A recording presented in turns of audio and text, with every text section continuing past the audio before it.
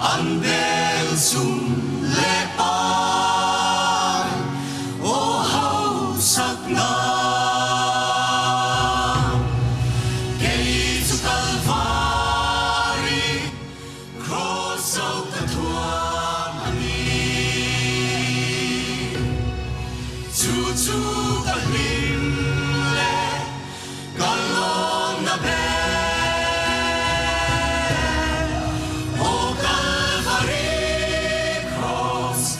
Tuam phong kim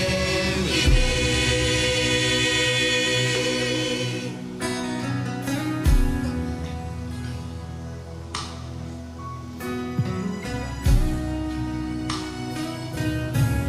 in râu quy lệ mòn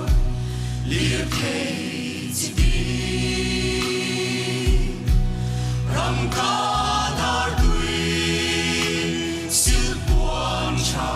in belly hoa không thon thu lệ rimoi tình re